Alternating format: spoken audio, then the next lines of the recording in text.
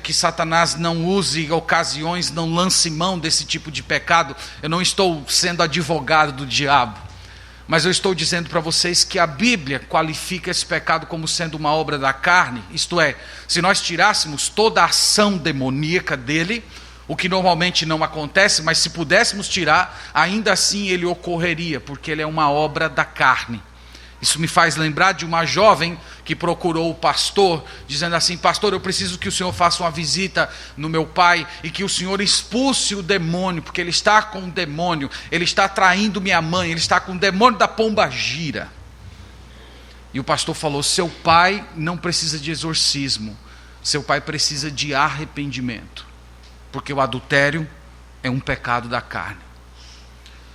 A Bíblia usa a palavra adultério de uma forma ampla. A Bíblia usa essa expressão para falar do relacionamento de Deus com o seu povo. Talvez o caso de adultério mais gritante que nós temos no Antigo Testamento é aquele de Gênesis capítulo 32, na ocasião em que Israel construiu o bezerro de ouro. Vocês lembram bem da história. Aquele foi o pior caso de adultério espiritual que já aconteceu na história bíblica. Porque era naquele dia, se você lê a partir de Êxodo capítulo 20, você vai ver que era o dia do casamento de Deus com Israel. Deus estava fazendo aliança com o seu povo, e Deus tinha chamado Moisés para subir ao monte, para entregar para ele os termos da aliança, como é que deveria se proceder naquele casamento. E foi no dia do casamento. Eu tenho certeza que vocês nunca ouviram falar de um adultério assim. Adultério na lua de mel. Já ouviu falar disso? Adultério na noite de núpcias. Adultério no dia do casamento. Eu tenho certeza que você nunca ouviu. Mas Êxodo 32 é isso. Êxodo 32 é adultério no dia do casamento. É traição no dia das núpcias.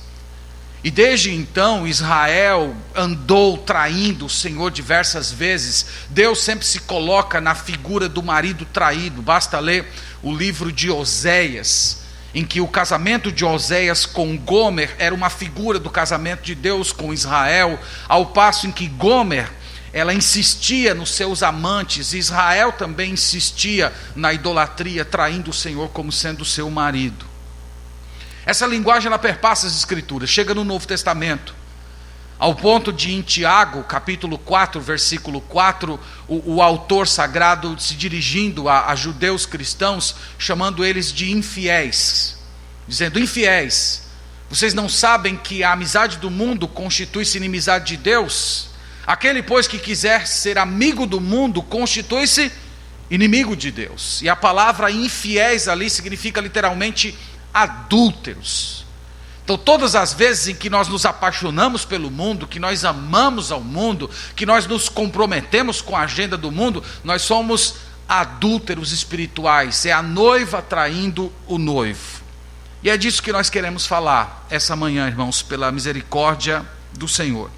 E eu quero começar com o exame de pelo menos 3 passagens bíblicas, e depois nós vamos passar para alguns conselhos da palavra de Deus. Então a primeira delas é Malaquias capítulo 2, o último livro do Antigo Testamento.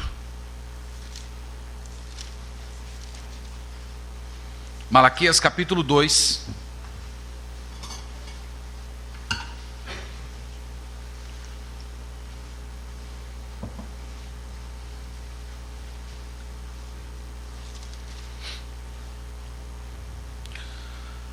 Malaquias 2, versículo 13.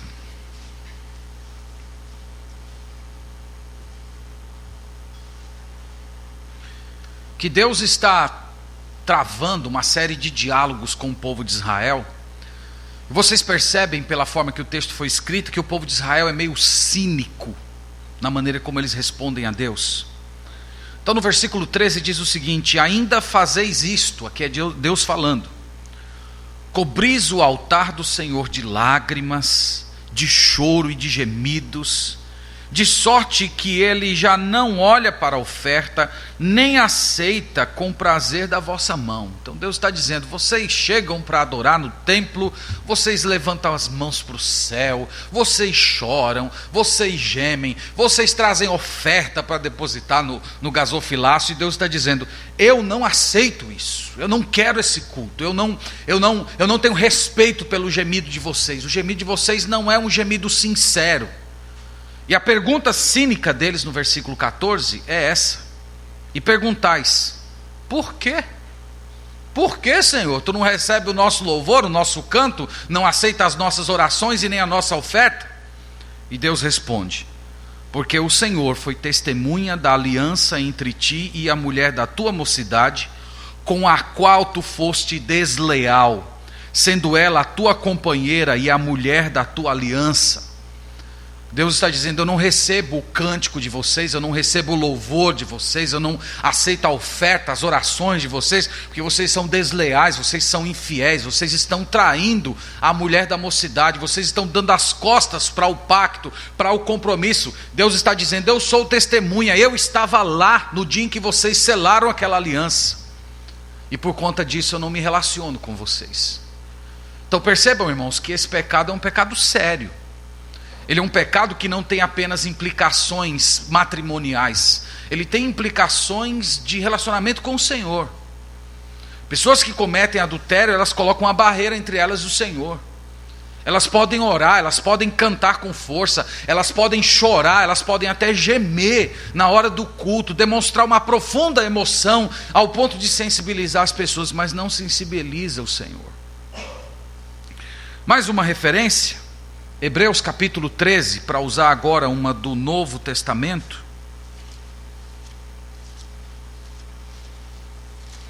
Hebreus capítulo 13.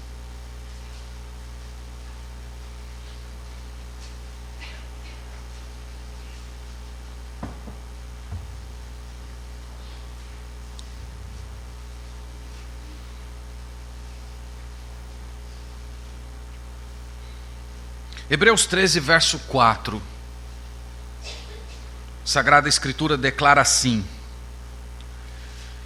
digno de honra entre todos seja o matrimônio, bem como o leito sem mácula, porque Deus julgará os impuros e os adúlteros. Então ele está dizendo, tratem o casamento, isto é, o casamento entre todos, seja digno de honra. Eu quero falar isso para os irmãos, especialmente os irmãos que já são casados. Às vezes quando vão se referir ao casamento, quase que adotando a agenda desse mundo, se referem ao casamento como sendo um estado quase que indigno. É muito comum você ver na igreja irmãos que fazem piadas com o casamento do mesmo jeito que os mundanos fazem, como se estivessem demonstrando que o casamento é uma instituição falida. E isso não é tratar o casamento de forma digna. Às vezes nós vemos os irmãos da igreja desencorajando os jovens a se casar. Não, adia o máximo que você puder, adia, como se entrar num estado de casamento fosse num estado ruim, num estado perverso, num estado de sofrimento. A Bíblia diz, digno entre todos. Todos nós temos que transmitir uns para os outros que o casamento é um estado de dignidade, é um estado desejado. Nós devemos encorajar aquelas pessoas que têm condições de se casar, a se casar de fato, porque é estar num estado honroso diante do Senhor. Então ele diz, digno entre todos seja o matrimônio, bem como leito sem mácula. Essa palavra leito, no idioma que o Novo Testamento foi escrito, é a palavra koitos, de onde vem a nossa palavra coito, que é uma referência ao ato mais íntimo do casamento. E ele diz, digno entre todos seja o matrimônio como o coito, a união íntima sem mácula. Então quando é que a união mais íntima do casamento se macula? Quando nós incluímos o pecado nela, quando nós incluímos uma terceira pessoa, quando nós alimentamos a nossa mente com imagens e informações pecaminosas, quando nós colocamos dentro do nosso casamento conteúdos impróprios, indignos de quem serve a Deus, que podem ser vistos na internet, em revistas, em novelas. E quando você alimenta sua mente com esse tipo de sujeira e traz para dentro do seu casamento, você está maculando o ato mais íntimo que Deus entregou ao casal. E especialmente o restante do versículo, quando ele diz: Deus julgará os impuros e os adúlteros. Irmãos, aqui é uma promessa. Aqui não está dizendo que talvez Deus vai julgar. Aqui não está dizendo que talvez passe despercebido, talvez as pessoas não descubram, talvez tem como você mergulhar nesse tipo de coisa e se escapar impune. A Bíblia não diz isso. A Bíblia diz: Deus julgará. Vai ser julgado. Não vai ficar escondido para sempre.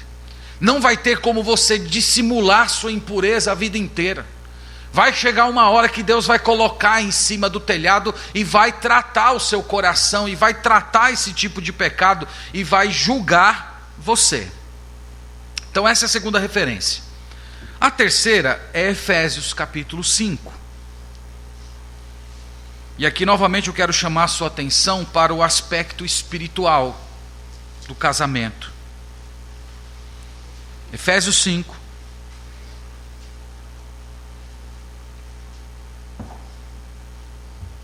Versículo 31. Aqui o apóstolo Paulo está repetindo Gênesis 2:24, quando Deus uniu o primeiro casal. E ele diz: Eis porque deixará o homem a seu pai e a sua mãe, e se unirá à sua mulher, e se tornarão os dois uma só carne. Grande é este mistério, mas eu me refiro a Cristo e à igreja. Eu quero chamar a sua atenção aqui para esse verso que afirma que o nosso casamento, a nossa união, ela é uma sombra de uma união maior. O nosso casamento é o protótipo. O nosso casamento é um exemplo, é uma ilustração de um outro casamento. O casamento de Cristo com a sua igreja. O nosso casamento é um espelho de um outro matrimônio que vai acontecer daqui a alguns anos, que é a união do noivo com a noiva. Vocês lembram que no Novo Testamento Jesus falou assim: os discípulos de João Batista perguntam para Jesus assim: por que os seus discípulos não jejuam? Aí Jesus responde: olha, eles não jejuam porque a festa está acontecendo. Numa festa de casamento ninguém jejua, mas um dia o noivo vai ser tirado. Lembra dessa passagem? E no dia em que o noivo for tirado, então vocês irão jejuar. Então Jesus está falando assim: a chegada dele é o cumprimento das profecias, a chegada dele é o início do casamento. Aí você imagina essa situação: um casamento está ocorrendo, um casamento belo, está lá a noiva toda feliz com o seu noivo, todo paramentado. De repente aconteceu uma tragédia e esse noivo precisou sair no meio da festa, e ele foi embora e ele não pôde ouvir aquela frase: eu declaro vocês marido e mulher. A cerimônia foi interrompida. Como é que você acha que essa noiva ia ficar? Ela ia ficar triste, ela ia ficar desconsolada. E Jesus está falando que essa é a situação da igreja hoje. Nós somos a noiva. Nós somos a noiva que está triste porque a cerimônia de casamento foi interrompida. E nós estamos aguardando, nós temos ansiedade pela chegada do noivo para que esse casamento seja finalmente consumado. Então a Bíblia usa o nosso casamento como uma imagem, como uma figura. O seu casamento hoje é uma representação. O seu casamento hoje é uma ilustração de um casamento que vai ocorrer no futuro, o casamento de Cristo com a sua igreja. Nosso casamento precisa representar isso. Então perceba que quando ocorre o adultério, nós estamos destruindo essa figura espiritual. Nós não estamos representando adequadamente essa união que existe entre o Senhor Jesus e a sua igreja. Pois bem, dito essas palavras introdutórias, eu sei que foi uma introdução relativamente grande, eu quero agora, meus irmãos, passar para alguns conselhos para as pessoas que se veem em situações de adultério. Eu queria dizer para vocês que o nosso encontro hoje não é uma pregação exatamente formal, como nós temos feito, mas é uma espécie de aconselhamento bíblico, como nós fazemos ordinariamente com aquelas pessoas que se pegam em situações desse tipo. Portanto, é um pouco mais informal do que normalmente seria. Então, como é que as pessoas que são pegas em situações de adultério, elas devem reagir? Seja como ofensor, seja como a parte ofendida. Então eu quero trazer alguns conselhos. E o primeiro deles é esse: creia nas promessas de Deus. Vamos ler o Salmo 46, verso 1, de onde nós estamos tirando esse primeiro conselho, a respeito da necessidade de crer nas promessas de Deus. Salmo 46, verso 1.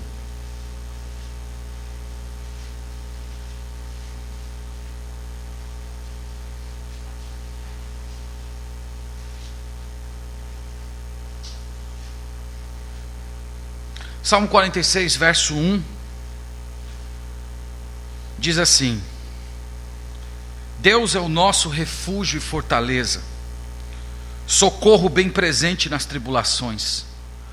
Portanto, não temeremos, ainda que a terra se transtorne e os montes se abalem no seio dos mares.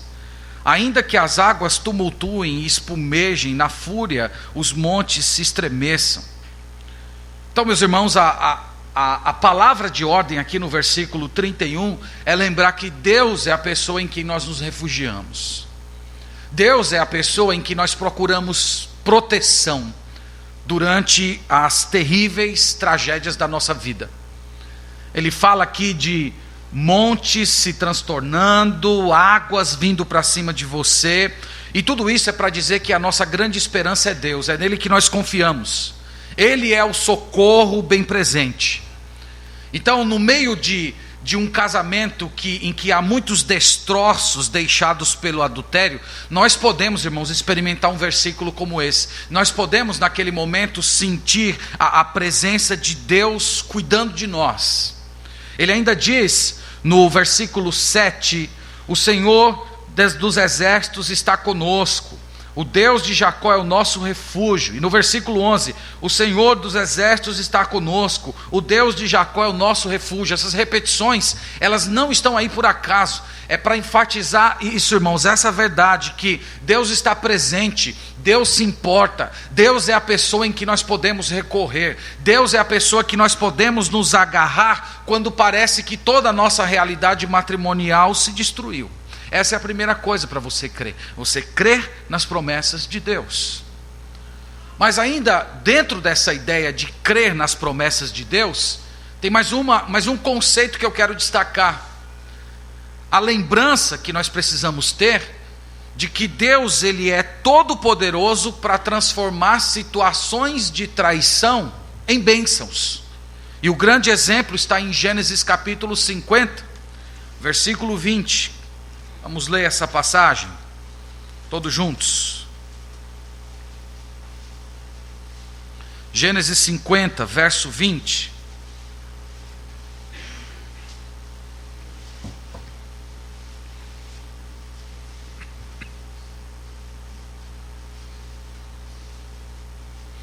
Talvez depois do Senhor Jesus, é a pessoa que recebeu uma das traições mais covardes da Bíblia.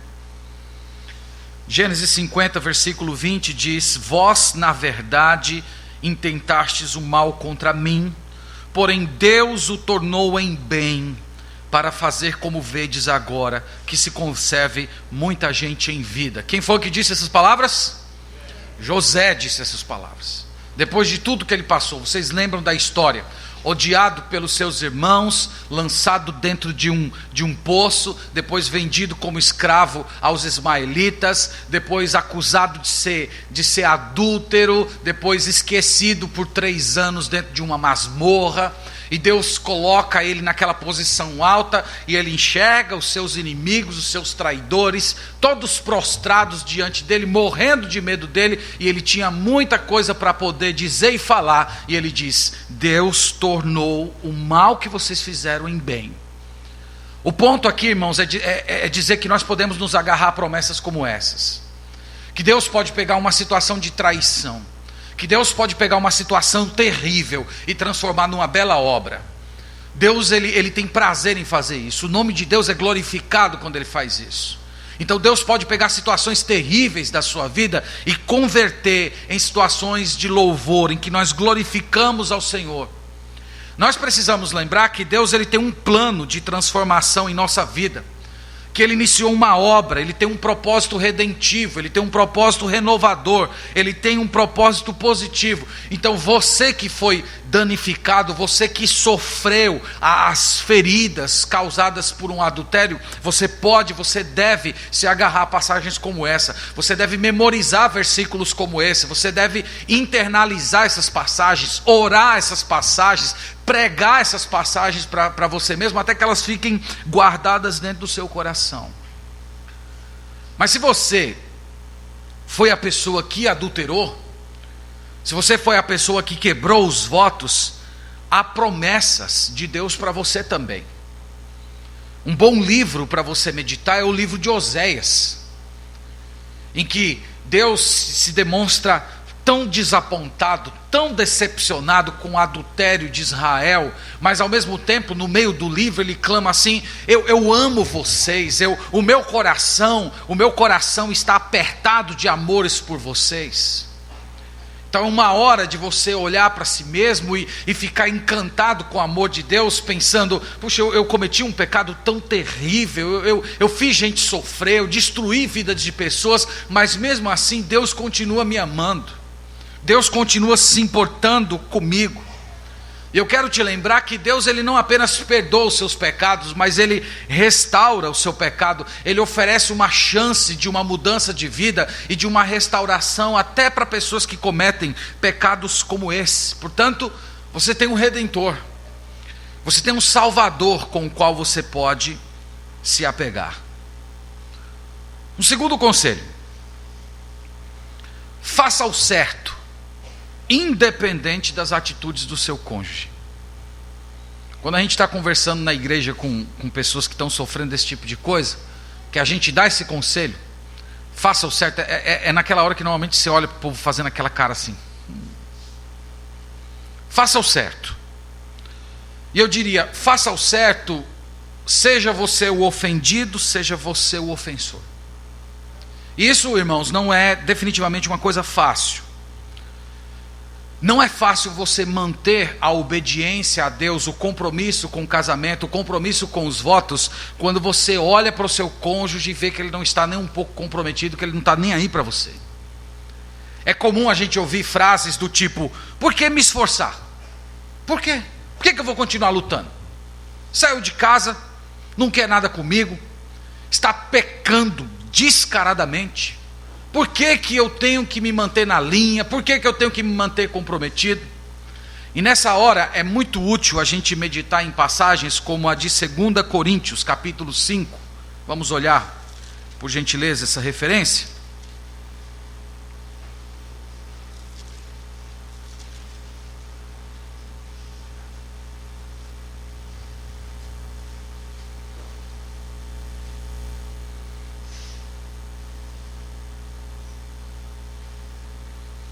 Segundo Coríntios 5, 14, ou melhor, é isso mesmo, 2 Coríntios 5, verso 14 e 15,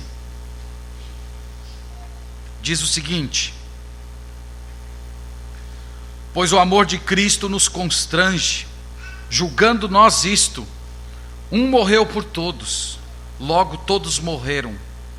E ele morreu por todos, para que os que vivem não vivam mais para si mesmos, mas para aquele que por eles morreu e ressuscitou.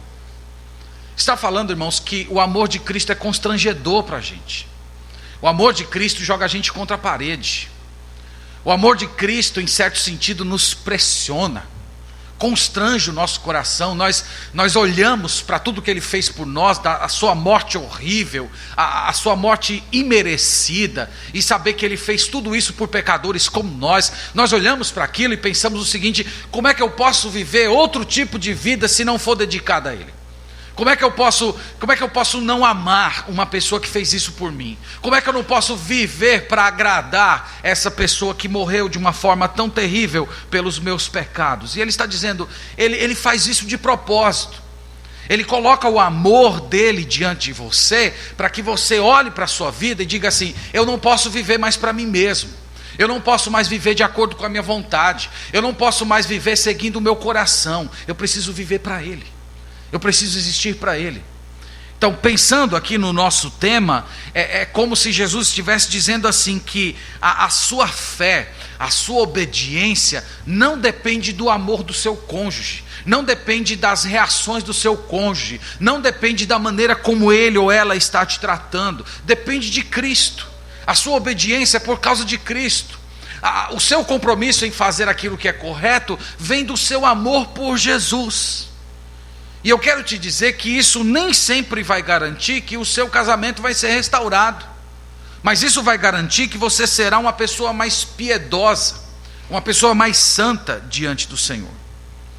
E meus irmãos, esse assunto é da mais absoluta importância, porque observando as pessoas que lutam contra isso, há muitos obstáculos que prejudicam você de agir corretamente. Eu quero citar alguns. Talvez os conselhos. Essa é uma hora que pessoas ouvem muitos conselhos, muita gente vem conversar com você, conselhos diversos. Eu creio que na maioria dos casos são pessoas bem intencionadas, mas que às vezes não têm uma visão bíblica da vida, não têm uma visão bíblica do casamento. Então essas pessoas cercam você de conselhos.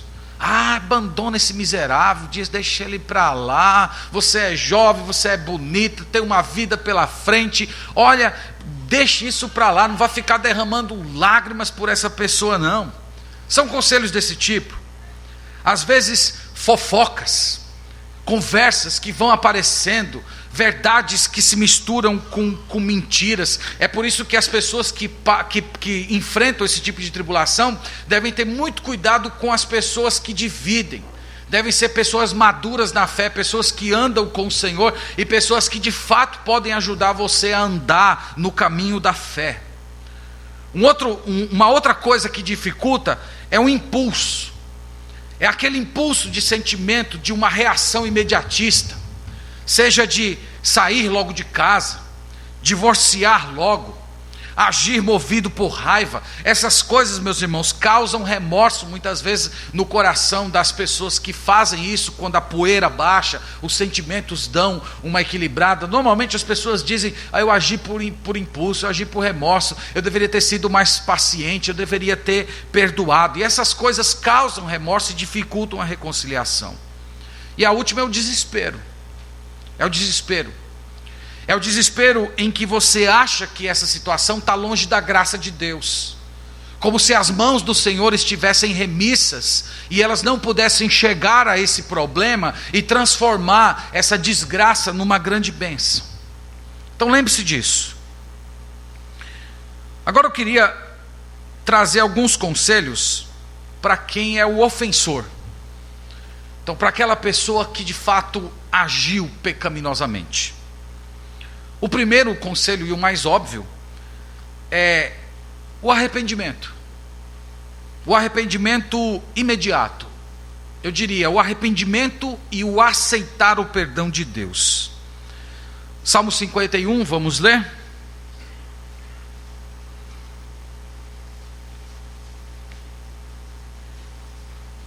Salmo 51.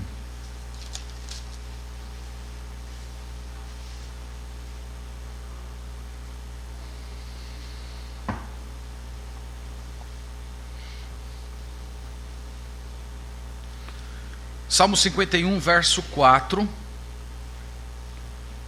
é aquele salmo que foi escrito por Davi, logo depois de ter sido confrontado pelo profeta Natã por conta do seu adultério e assassinato de Batseba e Urias.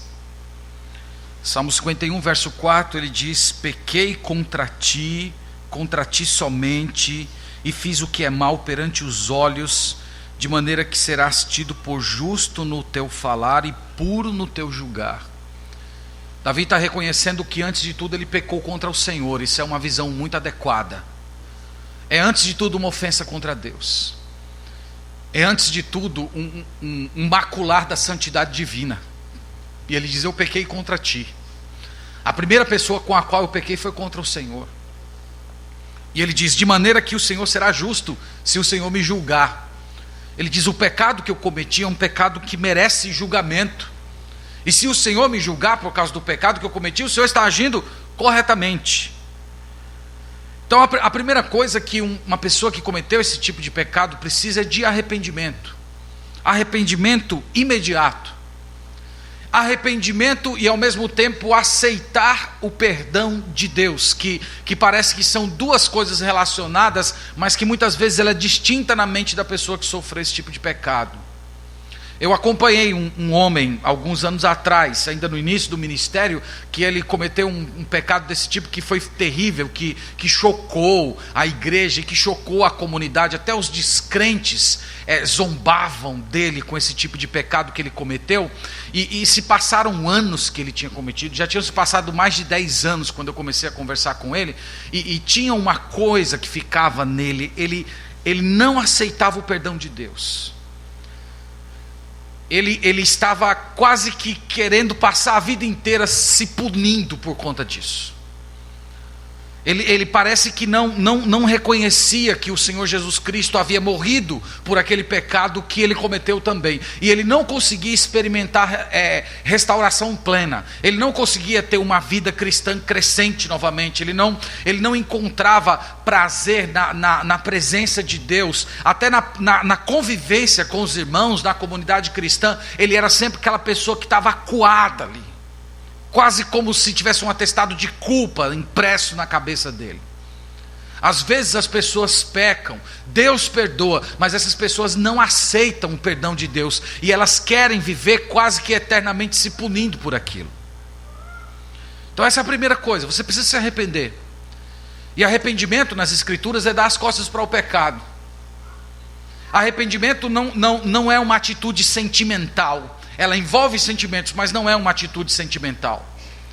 Você pode se isolar daquele tipo de pecado, mesmo que todos os poros do seu corpo estejam clamando para que você volte para ele. Mas arrependimento é essencialmente dar as costas para o mal. Esse é o primeiro conselho, se arrependa.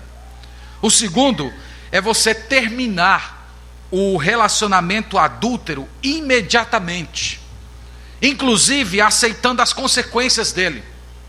Às vezes as consequências podem incluir a geração de um filho indesejado.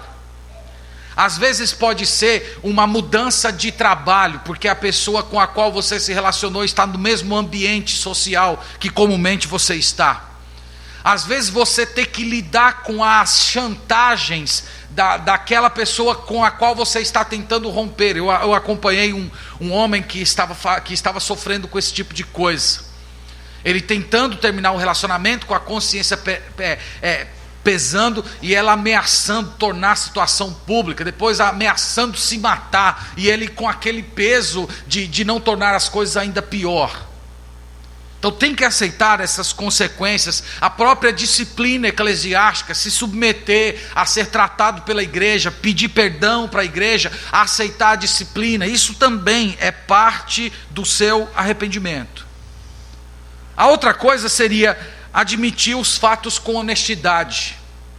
Você procurar todas as pessoas que estão envolvidas nessa traição e você confessar o que você fez, as suas mentiras, os seus enganos, as suas dissimulações, e você buscar o perdão dessas pessoas. Isso é importante, porque prova o seu arrependimento, ajuda a reconstrução da confiança, não deixa pontas soltas em que o diabo pode usar para lançar na sua cara, ou para no futuro trazer uma situação nova que ficou obscura.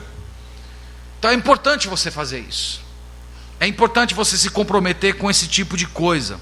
É você pedir para o Senhor sondar o seu coração, para você conseguir ver a malignidade daquele pecado com os mesmos olhos de Deus. Eu lembro que eu aconselhei um homem que estava envolvido em adultério, e quando chegava em passagens como Provérbios capítulo 5, que falava da mulher adúltera, vocês conhecem bem aquelas passagens, ele dizia que lia aquelas passagens, e aquelas passagens não faziam sentido para ele. É como se ele dissesse: isso aqui não foi escrito para mim, isso aqui não representa a minha situação. O pecado já tinha cegado ele.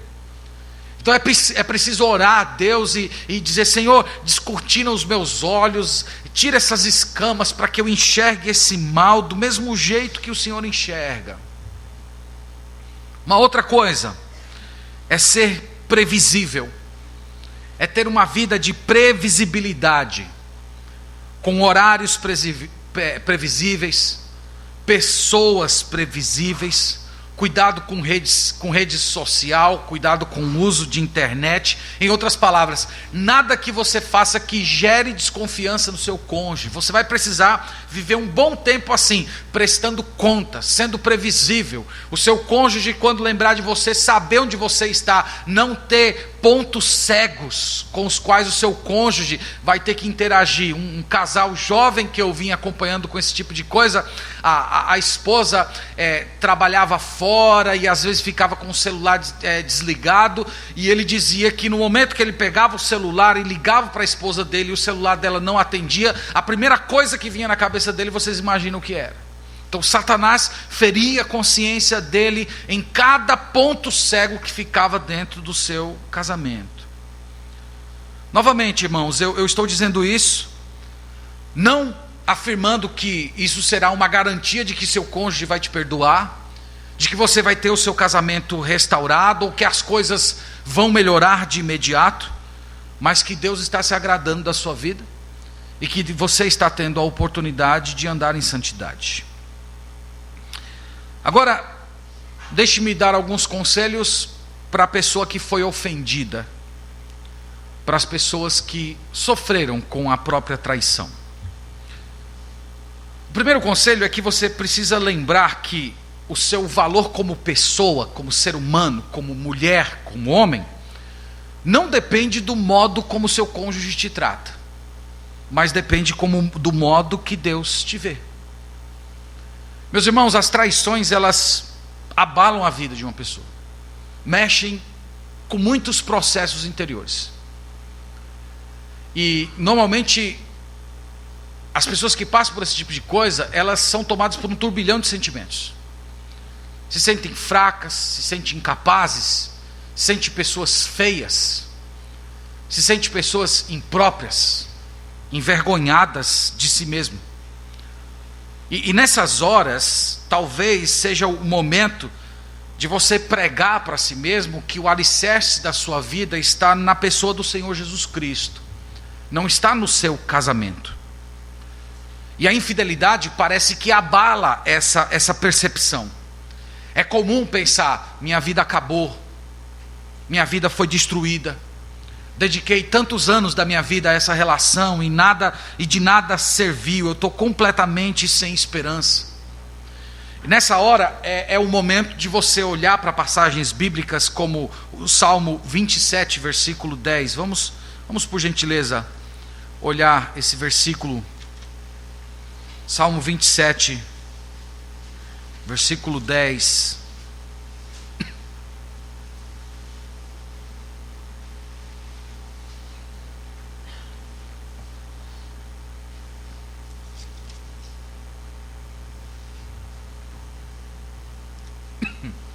Salmo 27, verso 10, ele diz: porque se meu pai e minha mãe me desampararem, o Senhor me acolherá. Então, quando aqueles laços mais próximos que nós temos na vida, que nós experimentamos, que são aqueles laços de pai e mãe, quando esses laços são arrebentados, eles passam a ser pessoas que nos desprezam, o texto está dizendo: Deus me acolherá. É uma verdade para você pregar para si mesmo.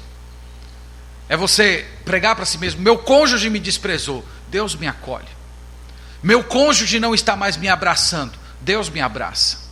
Meu cônjuge está me tratando como se eu fosse um lixo, Deus me trata como se eu fosse filho, Deus me trata como se eu fosse filha. Uma coisa que eu tenho percebido, irmãos, é que em momentos como esse, muitas pessoas traídas acabam descobrindo que estavam tratando o cônjuge como centro da sua vida, endeusavam o cônjuge, endeusavam o casamento, tinham o cônjuge como centro da sua existência e não Deus. E momentos como esses são úteis para você reorganizar o centro da sua vida e lembrar que tem uma pessoa que nunca vai te trair, que a sua vida, a sua existência depende dela. Um outro conselho é orientar os seus olhos para a soberania de Deus e para os propósitos amorosos dele em sua vida. Em outras palavras, Deus te ama, Deus está fazendo uma obra, Deus tem um projeto para você, e o grande projeto de Deus para a sua vida é tornar você uma pessoa semelhante a Jesus. Normalmente quando nós falamos isso para pessoas que estão passando esse tipo de coisa, elas dizem assim: mas pastor, como? Como é que uma traição dessa, uma coisa terrível dessa, vai me fazer uma pessoa mais parecida com Jesus? Como é que isso pode ter algum propósito positivo? Eu tenho visto algumas coisas acontecer. Eu tenho visto, por exemplo, pessoas que redescobrem a oração. Eu acompanhei um jovem que tinha menos de 1 ano de casado, e a sua esposa o traiu. E ele me ligou e eu fui à casa dele, e quando eu cheguei lá, esse jovem estava de joelhos, clamando ao Senhor, chorando na presença do Senhor. E ele disse para mim que já tinha meses e meses que ele não fazia uma oração. E foi interessante a oração daquele jovem.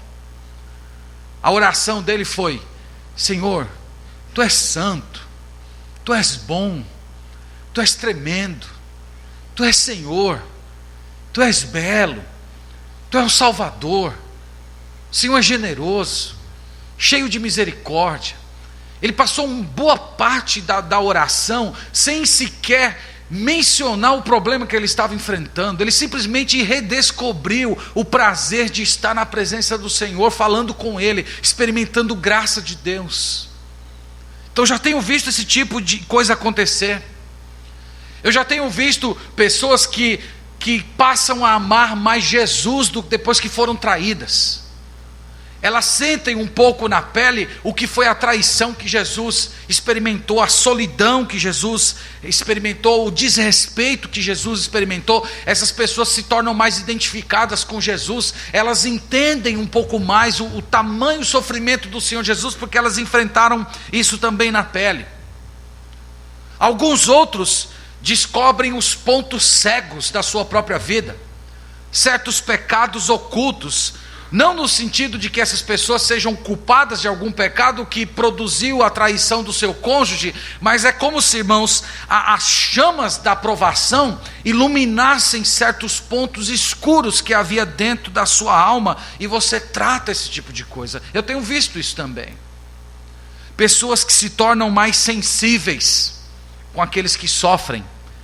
A segunda carta aos Coríntios, no capítulo 1, fala um pouco sobre isso.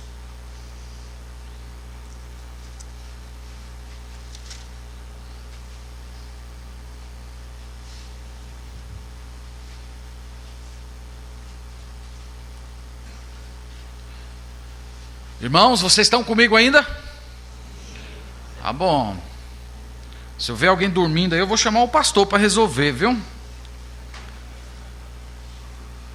Segunda de Paulo aos Coríntios, primeiro capítulo, verso 3. Ele diz: bendito seja o Deus e Pai de nosso Senhor Jesus Cristo, o Deus de misericórdia, o Pai das misericórdias e Deus de toda consolação. É Ele que nos conforta em toda a nossa tribulação, para podermos consolar os que estiverem em qualquer angústia, com a consolação que nós mesmos somos contemplados por Deus. O apóstolo Paulo está dizendo aqui que o fato dele passar tanta tribulação, tanto sofrimento, tanto desprezo, tanto perigo de morte, isso produziu no coração dele uma sensibilidade em que ele é capaz de se condoer mais com o sofrimento das pessoas. E ele diz que essa consolação que ele recebeu de Deus, ele divide com outros. Esse é um dos outros benefícios, é uma outra das bênçãos que Deus pode operar na vida de uma pessoa que foi traída.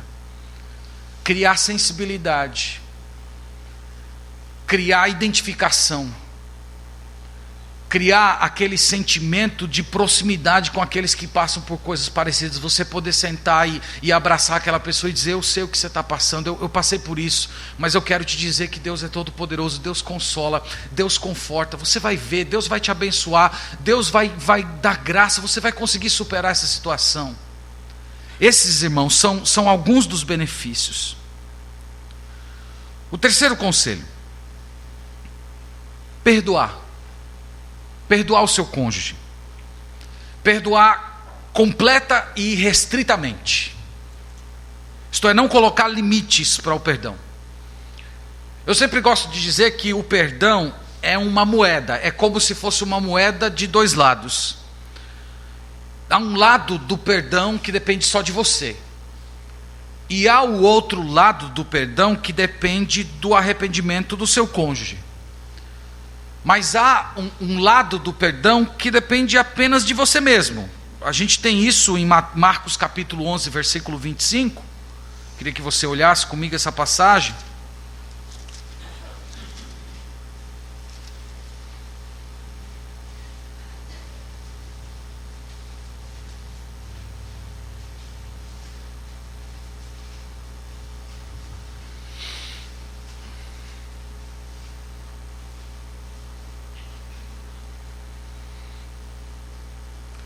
Marcos 11, verso 25, ele diz, que são as palavras do Senhor Jesus: e quando estiverdes orando, se tendes alguma coisa contra alguém, perdoai, para que vosso Pai Celestial vos perdoe as vossas ofensas. Tem alguma coisa contra alguém? Disse Jesus, perdoe. Jesus não está dizendo, tendes alguma coisa contra alguém, espera ele se arrepender e vir pedir perdão para você, aí você perdoa. Não, ele diz, você tem alguma coisa contra alguém? Perdoai. É só lembrar das palavras de Jesus Cristo na cruz, Lucas 23. Pai, perdoa-lhes porque eles não sabem o que fazem. E ali não tinha nenhum arrependido diante dele. Então essas coisas dependem de você. E esse perdão, ele vai se expressar no fato de você não ficar lançando na cara o pecado daquela pessoa, de você procurar continuar tratando aquela pessoa bem, de você tratar aquela pessoa com dignidade, que você não colocar aquela traição entre vocês dois no momento em que vocês vão se relacionar. Esse é o primeiro nível do perdão e depende só de você. O segundo nível é o nível da restauração. E esse depende do arrependimento do ofensor, no sentido de que o ofensor ele precisa abandonar completamente o pecado, ele precisa ter contrição. Esse segundo nível de perdão, ele tem relação com os compromissos que o ofensor faz de abandonar o pecado, de se arrepender verdadeiramente, de lutar para reconstruir a relação. E esse, irmãos, é o passo mais difícil. Porque é como se você estivesse libertando aquela pessoa da punição que ela merecia, e você está entregando essa punição ao Senhor. O perdão é sempre difícil porque ele é substitutivo. O perdão é como se você pegasse todo aquele sofrimento que deveria cair na cabeça da pessoa que traiu você, e você assumisse aquilo para si mesmo, e você vai pagar o dano e vai sofrer sozinho. E isso não é uma coisa fácil.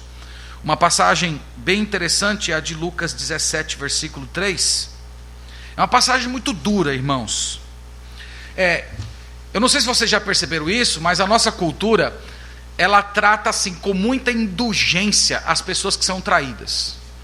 Normalmente nós colocamos um peso muito grande no traidor e nós passamos a mão na cabeça de quem foi traído. Mas a Bíblia, ela coloca contra a parede a pessoa que foi traída. Ela coloca a pessoa contra a parede no sentido de dizer assim: você foi traído, mas você não tem o direito de se vingar. Você não tem o direito de punir a pessoa. Você não tem direito de tratar a pessoa mal. E a gente vê isso em Lucas 17, verso 3. Olha como Jesus começa. Isso aqui daria uma pregação, só essa passagem.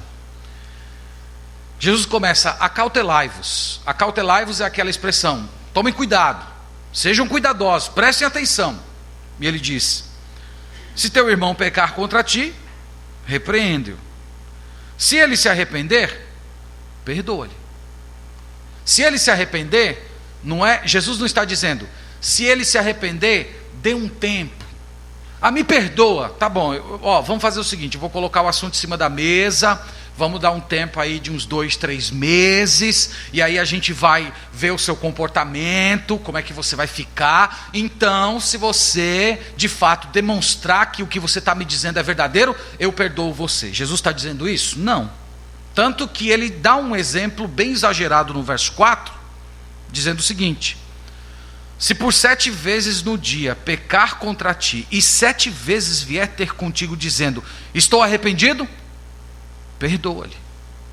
Difícil isso, não é? Difícil. Acabou de pedir perdão, perdoa, saiu, pecou de novo, me perdoa, perdoa, sai de novo. Nós não aguentamos isso.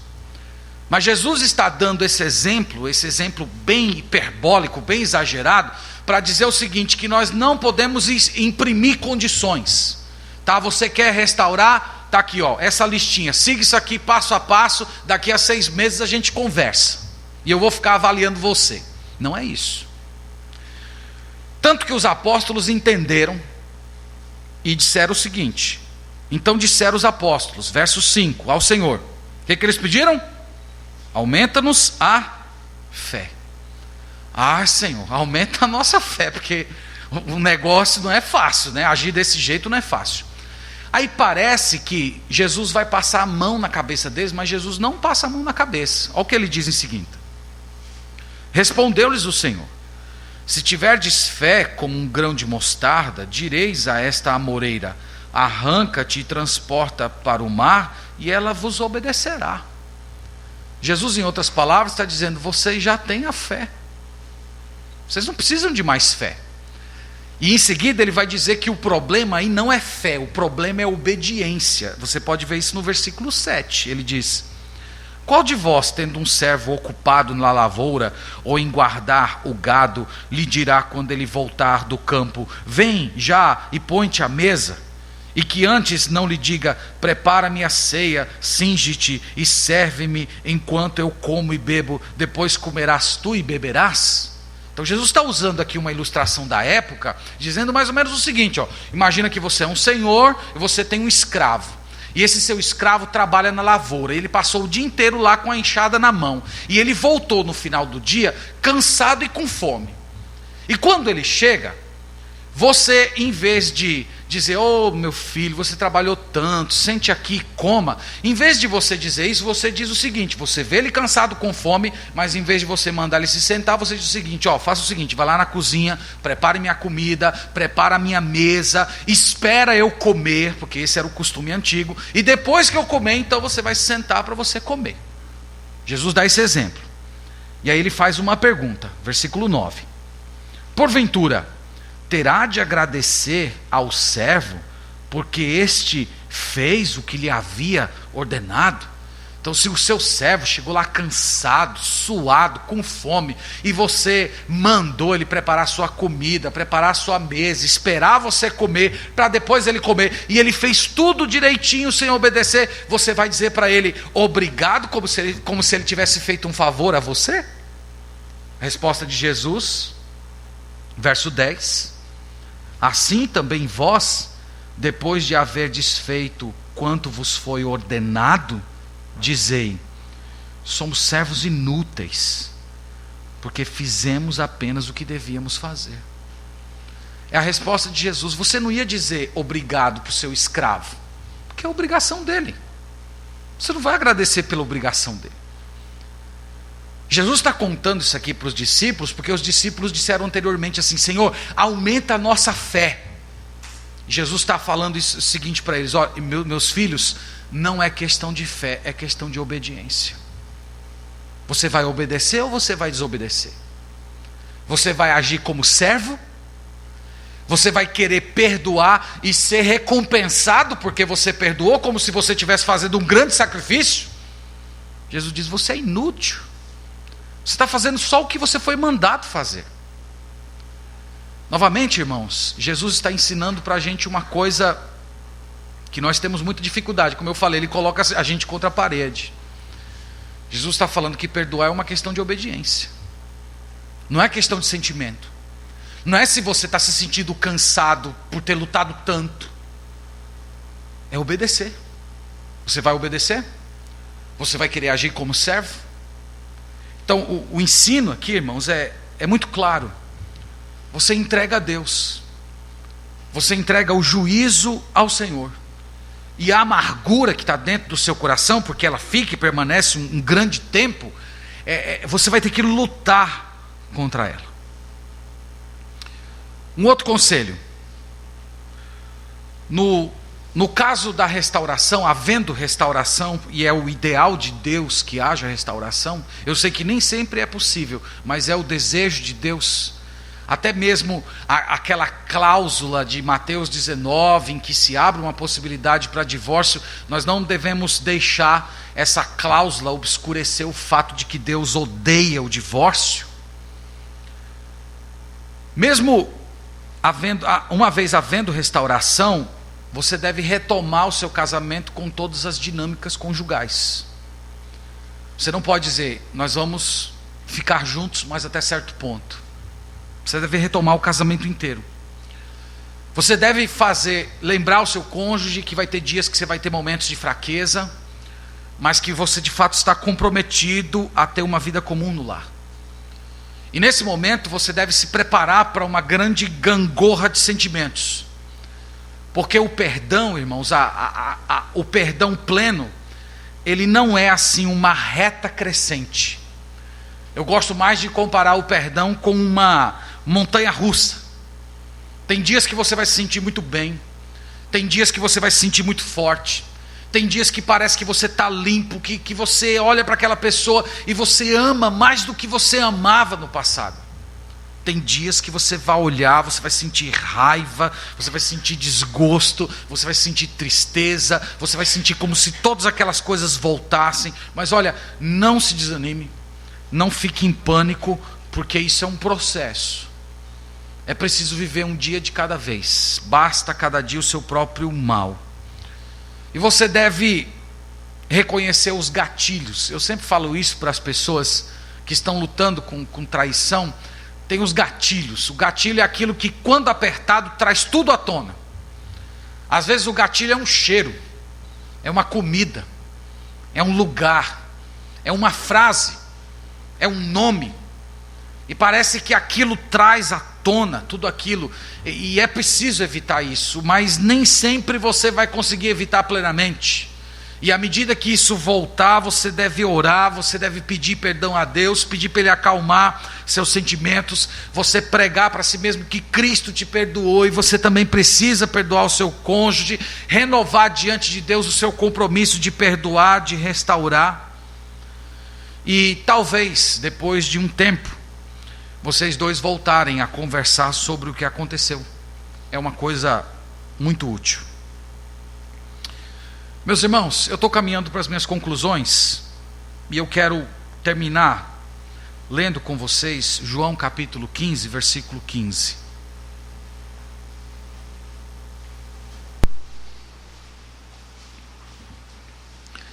E nessas palavras finais eu estou me dirigindo especialmente às pessoas que, pela graça de Deus, não estão vivendo isso, não estão experimentando essa dor tão terrível no casamento. E eu quero lembrar vocês, a partir dessa passagem, a maneira como Deus quer que nós vivamos o nosso casamento hoje. João capítulo 15, versículo 15, diz, vamos ler o 14, só para pegar o contexto. Jesus fala o seguinte: vós sois meus amigos, se fazeis o que eu vos mando. Já não vos chamo servos, porque o servo não sabe o que faz o seu senhor, mas tenho-vos chamado amigos, porque tudo quanto ouvi de meu Pai vos tenho dado a conhecer. Jesus está se dirigindo aos seus discípulos dizendo: eu não chamo mais vocês de servos, eu chamo vocês de amigos. E a amizade de Jesus pelos seus discípulos se expressava da seguinte forma: Jesus dizendo: as coisas que eu ouço do Pai, eu falo para vocês. Então a amizade de Jesus para os seus discípulos era isso. A amizade dele se dava nesse ambiente, Jesus dizendo: aquilo que eu ouvi do Pai eu divido com vocês. E eu estou trazendo esse versículo para lembrar vocês da importância da amizade no casamento. Nós precisamos ter o nosso cônjuge como sendo nosso melhor amigo.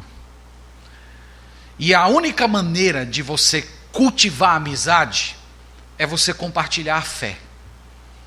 Como é que nós cultivamos a amizade dentro do casamento?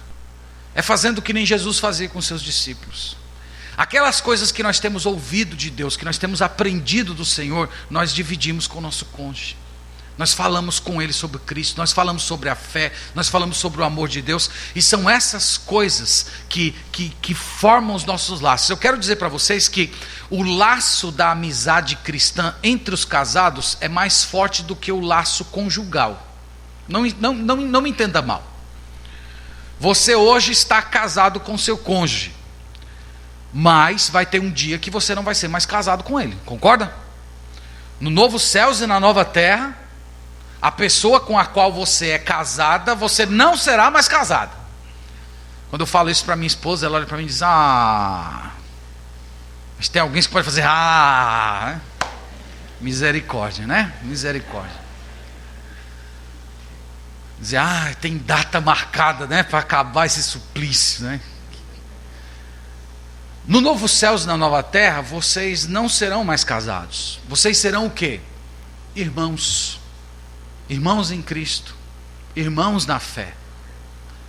Quando nós compartilhamos a amizade fundamentada na fé, nós estamos fortalecendo o laço mais forte que nós temos dentro da família.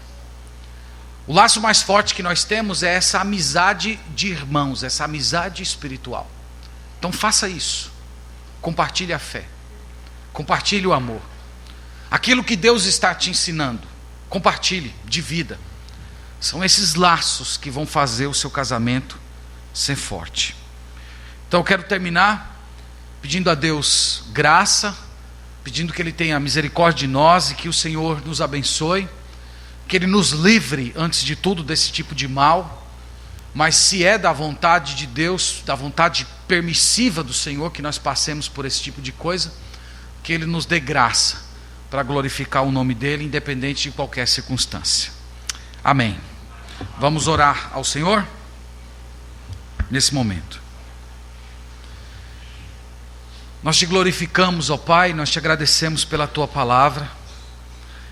E nós queremos afirmar diante do Senhor que essas coisas são muito grandes, elas estão acima da nossa capacidade. Nós não estamos prontos para passar por esse tipo de coisa. E nós clamamos, Senhor, que Tu nos livre do mal, que o Senhor nos livre do quebrar dos laços, da traição, do adultério, da mentira, que o Senhor livre o nosso casamento desse tipo de coisa. Nosso desejo, Senhor, é que a nossa família, o nosso casamento seja uma representação correta do casamento de Cristo com a sua igreja. Mas eu também peço, Senhor, em favor daquelas pessoas que estão passando por isso, que estão sofrendo com traição. Eu peço por aqueles que são os ofensores, que estão flertando com o pecado e com o mal. Senhor, abra os olhos dessas pessoas para a verdade da Tua palavra, de que elas não passarão impunes por isso, que esse tipo de pecado produz marcas terríveis, emocionais, sentimentais e espirituais. Dá a essas pessoas arrependimento e que elas fujam disso antes que seja tarde demais. Mas também peço por aquelas pessoas que estão sofrendo como ofendidas, que o Senhor restaure o coração, que elas descubram em Ti o Salvador maravilhoso e generoso que Tu és, e que elas, Senhor, se agarrem pela fé à verdade de Deus e recebam graça do Espírito Santo, socorro do Senhor, que elas tenham o coração inundado pelo amor que vem do céu e o desejo de perdoar e restaurar. Ajude-nos, Pai. É a nossa oração no nome do Senhor Jesus. Amém. Deus abençoe.